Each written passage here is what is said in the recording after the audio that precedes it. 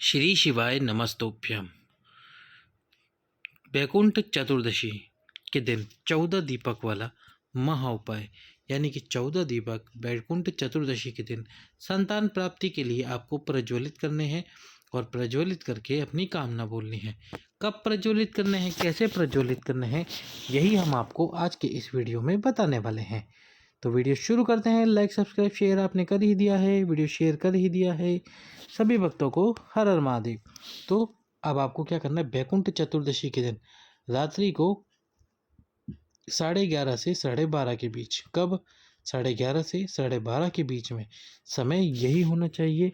इस समय पर आपको 14 दीपक, कितने दीपक, 14 दीप प्रज्वलित करने हैं अपने ही घर पर। कहाँ पर? अपने घर पर।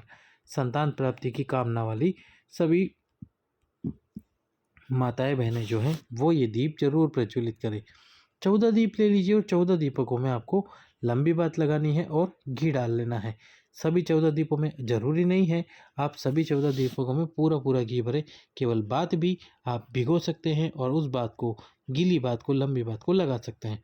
तो इस प्रकार से आपको 14 दीप ले लेने हैं और ये 14 दीप लेकर आपको 14 दीपक में से 13 दीपक में आपको लगानी है लंबी बात और जो एक दीपक होगा उसमें आपको लगानी है गोल बात। कौन सी बात? गोल बात। तो एक दीपक में आपको लगानी है गोल बात और बाकी सभी 13 दीपक में आपको लगानी है लंबी बात। अब ये सभी दीप प्रज्वलित कीजिए अपनी कामना करते हुए।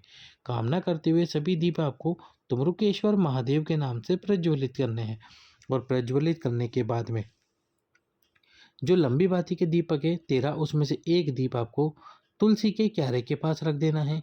एक दीपक आपको रखना है आपके घर में जो जलाशय है, यानी कि जो पानी का स्थान है। अब आप कहेंगे पानी का स्थान, यदि आपके घर में टैंक बना हुआ है जिसके अंदर पानी भरा रहता है, आप वहाँ पर उस दीपक को रख दीजिए। वहाँ नहीं रख सकते तो अपने घर में किसी भी पात्र में जल भरकर, यानी किसी बाल्टी में, किसी में भी जल भरकर उस जलाशय के पास में एक दीपक रख दीजिए और बाकी जो बचे हुए दीपक है उन सभी दीपकों को आपको अपने ही घर में रख लेना है। और कहाँ पर रखना है? जैसे आपने दीपावली पे दीप प्रज्वलित किए थे वैसे ही आपको सभी दीपकों को रख लेना है और सभी दीपक को अपने घर पर दीपावली के दिन जैसे दीप प्रज्वलित करके अपने घर में सजाए थे वैसे आपको बचे हुए सभी दीपकों को अपने अनुसार जिस स्थान पर आप रखना चाहे उस स्थान पर रख देना। उस स्थान पर रखने के बाद में अपनी कामना करना कि हे भोलेनाथ हमें संतान प्राप्ति हो। अब इसमें आपको एक छोटा सा कार्य और करना है।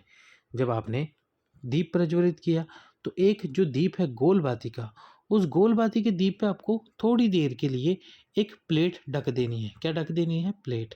प्लेट ढक दीजिए और प्लेट ढकने के बाद में 5 मिनट बाद उस प्लेट में आ जाएगी कालोच।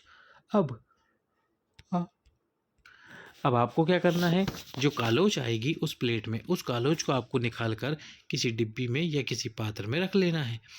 प्रतिदिन आपको क्या करना है, उस कालोच को लेना है और एक चुटकी से भी बिल्कुल थोड़ी सी कालोच, मतलब चुटकी से भी बिल्कुल थोड़ी सी आपको कालोच लेनी है और उसको आपको जो दूध है, गाय का दूध, उस दूध के अंदर मिलाना है। उस दूध में मिलाकर उस दूध को आपको पी लेना है तुमरुकेश्वर महादेव का नाम लेते हुए। किनका नाम लेते हुए? तुमरुकेश्वर महादेव। बिल्कुल थोड़ी सी आपको कालोच मिलानी है, एक चुटकी का भी आपको समझ लीजिए 10वां भाग उतनी सी आपको कालोच मिलानी है, 5वां भाग इतनी सी आपको कालोच मिलानी है।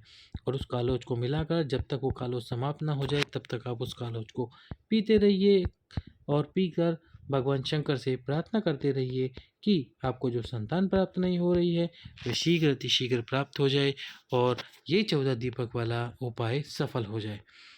अब यदि आप रोग मुक्ति करना चाहते हैं तो यही 14 दीप आपको किसी नदी, किसी सरोवर या फिर किसी बेलपत्री के वृक्ष के नीचे, पीपल के वृक्ष के नीचे या फिर आंवले के वृक्ष के नीचे या वट वृक्ष के नीचे प्रज्वलित करने चाहिए।